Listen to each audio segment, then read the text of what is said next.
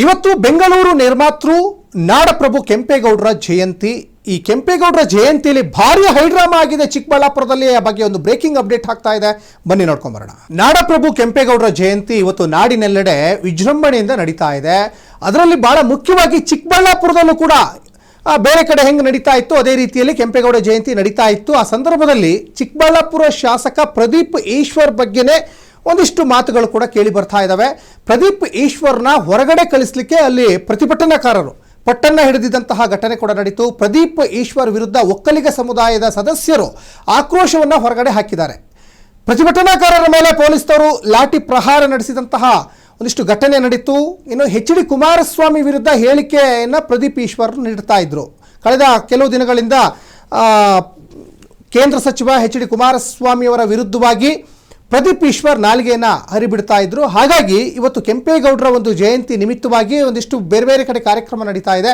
ಅದೇ ರೀತಿಯಲ್ಲಿ ಚಿಕ್ಕಬಳ್ಳಾಪುರದಲ್ಲೂ ಕೂಡ ನಡೀತಾ ಇತ್ತು. ಚಿಕ್ಕಬಳ್ಳಾಪುರ ಶಾಸಕ ಏನಿದಾರಲ್ಲ ಪ್ರದೀಪ್ ಈಶ್ವರ್, ಅವ್ರನ್ನೇ ಕಾರ್ಯಕ್ರಮದಿಂದ ಹೊರಗಿಡಬೇಕು ಅಂತ ಅಲ್ಲಿ ಎಚ್ ಡಿ ಕುಮಾರಸ್ವಾಮಿ ಬೆಂಬಲಿಗರು, ಅವರ ಪರವಾಗಿರುವಂಥ ಕಾರ್ಯಕರ್ತರು ಒಂದಿಷ್ಟು ಪ್ರತಿಭಟನೆಯನ್ನು ಮಾಡಿ ಅವ್ರನ್ನ ಹೊರಗಡೆ ಇಡಬೇಕು ಅನ್ನುವಂಥ ಮಾತುಗಳು ಕೂಡ ಕೇಳಿ ಬರ್ತಾ ಇತ್ತು.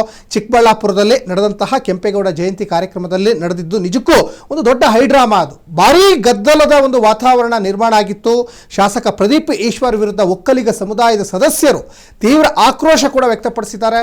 ಇತ್ತೀಚೆಗೆ ಕೇಂದ್ರ ಸಚಿವ ಎಚ್ ಡಿ ಕುಮಾರಸ್ವಾಮಿ ವಿರುದ್ಧ ಶಾಸಕ ಪ್ರದೀಪ್ ಈಶ್ವರ್ ನೀಡಿದ ಹೇಳಿಕೆಗಳ ಹಿನ್ನೆಲೆಯಲ್ಲಿ ಆ ಪ್ರತಿಭಟನೆ ನಡೆಸಿರೋದಾಗಿ ಈಗ ತಿಳಿದು ಬಂದಿದೆ ಅನ್ನೋದು ಕೂಡ ಗೊತ್ತಾಗ್ತಾ ಇದೆ. ಯಾಕಂದರೆ ಎಚ್ ಡಿ ಕುಮಾರಸ್ವಾಮಿ ಅವರ ಆಸ್ತಿ ವಿಚಾರದಲ್ಲಿ ಇರ್ಬೋದು, ಮತ್ತು ಬೇರೆ ಬೇರೆ ವಿಚಾರದಲ್ಲಿ ಒಂದಿಷ್ಟು ಕಾಲೆಳೆಯುವಂಥ ಕೆಲಸಕ್ಕೂ ಕೂಡ ಮುಂದಾಗ್ತಾ ಇದ್ರು. ನಾನು FD ಮಾಡಿಟ್ಟಿದ್ದೀನಿ, ನನ್ನ ಆಸ್ತಿಯನ್ನು ಮುಟ್ಟುಗೋಲು ಹಾಕಿದರೆ ನನಗೇನು ತೊಂದರೆ ಇಲ್ಲ, ನಾನು ಇಂಟ್ರೆಸ್ಟಲ್ಲಿ ನನ್ನ ಹೆಂಡತಿ ಮಕ್ಕಳನ್ನು ಸಾಕ್ತೀನಿ, ಈ ಥರ ಎಲ್ಲ ಮಾತುಗಳನ್ನು ಪ್ರದೀಪ್ ಈಶ್ವರ್ ಹೇಳ್ತಾ ಇದ್ರು. ಅದಕ್ಕೆ JDSನ ಕಾರ್ಯಕರ್ತರು ಕೂಡ ಟಕ್ಕರ್ ಕೊಡುವಂಥ ನಿಟ್ಟಿನಲ್ಲಿ ಸಾಕಷ್ಟು ಒಂದು ವಾಕ್ಸಮರ ಕೂಡ ನಡೀತಾ ಇತ್ತು ಸೋಷಿಯಲ್ ಮೀಡಿಯಾದಲ್ಲೂ ಕೂಡ. ಹಾಗಾಗಿ ಇದನ್ನು ಅಲ್ಲಿ ಕುಮಾರಸ್ವಾಮಿ ಅವ್ರ ಬಗ್ಗೆ ಪ್ರದೀಪ್ ಈಶ್ವರ್ ಮಾತಾಡಲಿಕ್ಕೆ ಯಾರು? ನಿನ್ನೆ ಮೊನ್ನೆ ನೀವು ರಾಜಕೀಯಕ್ಕೆ ಬಂದಿದ್ದೀರಾ, ಕುಮಾರಸ್ವಾಮಿ ಬಗ್ಗೆ ಏನು ಮಾತಾಡ್ತೀರಾ ನೀವು? ಈ ಥರ ಎಲ್ಲ ಒಂದಿಷ್ಟು ವಾಕ್ಸಮರಗಳು ನಡೀತಾ ಇತ್ತು. ಹಾಗಾಗಿ ಇನ್ನು ಕಾರ್ಯಕ್ರಮದಲ್ಲಿ ಪ್ರದೀಪ್ ಈಶ್ವರ್ ಅವ್ರನ್ನ ವೇದಿಕೆಯಿಂದ ಹೊರ ಹೋಗುವಂತೆ ಪ್ರತಿಭಟನಾಕಾರರು ಒತ್ತಾಯ ಕೂಡ ಮಾಡಿದಂಥ ಘಟನೆ ನಡೀತು. ಜಿಲ್ಲಾಧಿಕಾರಿಗಳು ಮನವಿ ಮಾಡಿದರೂ ಕೂಡ ಪ್ರತಿಭಟನಾಕಾರರು ತಮ್ಮ ಪಟ್ಟನ್ನು ಸಡಿಲಿಸಲಿಲ್ಲ. ಪ್ರದೀಪ್ ಈಶ್ವರ್ ಕಾರ್ಯಕ್ರಮದಿಂದ ನಿರ್ಗಮಿಸಬೇಕು ಅಂತ ಅವರು ಆಗ್ರಹವನ್ನು ವ್ಯಕ್ತಪಡಿಸ್ತಾ ಇದ್ರು. ಇದರ ಜೊತೆಗೆ ಪ್ರದೀಪ್ ಈಶ್ವರ್ ಬಹಿರಂಗವಾಗಿ ಕ್ಷಮೆಯಾಚಿಸಬೇಕು ಅಂತಲೂ ಕೂಡ ಒತ್ತಾಯಿಸಿದರು.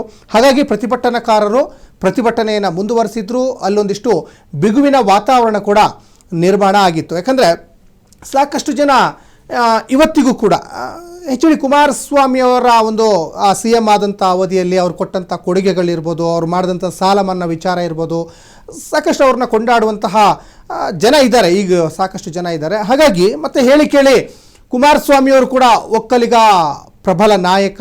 ಇವತ್ತು ಒಂದು ಕೆಂಪೇಗೌಡರ ಒಂದು ಜಯಂತಿ ಬೇರೆ ಆಗಿತ್ತು. ಹಾಗಾಗಿ ಇಡೀ ನಾಡಿನೆಲ್ಲೆಡೆ ಕೆಂಪೇಗೌಡರ ಒಂದು ಜಯಂತಿ ವಿಜೃಂಭಣೆಯಿಂದ ನಡೀತಾ ಇದೆ. ಈ ಎಲ್ಲ ಬೆಳವಣಿಗೆಗಳ ನಡುವೆ ಪ್ರದೀಪ್ ಈಶ್ವರ್ನ ಕಟ್ಟಿ ಹಾಕಲಿಕ್ಕೆ ಅವ್ರು ಹೇಳಿದಂಥ ಮಾತುಗಳು ಅವರಿಗೆ ಒಂದಿಷ್ಟು ತಿರುಗುಬಾಣ ಆದಂತೆ ಕಾಣಿಸ್ತಾ ಇದೆ. ಯಾಕಂದರೆ ಪ್ರತಿಭಟನಾಕಾರರು ಇವತ್ತು ಅವ್ರ ಮೇಲೇ ಹರಿಹಾಯ್ದರು. ನೋಡಿ, ಅವರು ಹೇಳಿ ಕೇಳಿ ಚಿಕ್ಕಬಳ್ಳಾಪುರದ ಶಾಸಕನೇ ಪ್ರದೀಪ್ ಈಶ್ವರ್, ಅವರದೇ ಕ್ಷೇತ್ರದಲ್ಲಿ ಅವ್ರನ್ನ ಹೊರಗಡೆ ಇಡಬೇಕು ಅಂತ JDSನ ಒಂದಿಷ್ಟು ಪ್ರತಿಭಟನಾಕಾರರು ಆಕ್ರೋಶವನ್ನು ವ್ಯಕ್ತಪಡಿಸಿದರು. ವೇದಿಕೆಯಿಂದ ಅವ್ರನ್ನ ಹೊರಗಡೆ ಹೋಗಲೇಬೇಕು ಅಂತ ಪಟ್ಟು ಹಿಡಿದ್ರು. ಮತ್ತು ಅಲ್ಲಿ ಜಿಲ್ಲಾಧಿಕಾರಿಗಳು ಕೆಲವೊಂದಿಷ್ಟು ಅಧಿಕಾರಿಗಳು ಮನವೊಲಿಯುವ ಪ್ರಯತ್ನವನ್ನು ಮಾಡಿದರು JDSನ ಪ್ರತಿಭಟನಾಕಾರರಿಗೆ. ಆದರೂ ಕೂಡ ಅವರು ಯಾವುದೇ ರೀತಿಯಾದಂತಹ ಮನವೊಲಿಸುವ ಪ್ರಯತ್ನಕ್ಕೆ ಅವರು ಒಳಗಾಗಲಿಲ್ಲ. ಜೊತೆಗೆ ಅವರು ಸಾಕಷ್ಟು ಆಕ್ರೋಶವನ್ನು ವ್ಯಕ್ತಪಡಿಸ್ತಾ ಇದ್ದರು.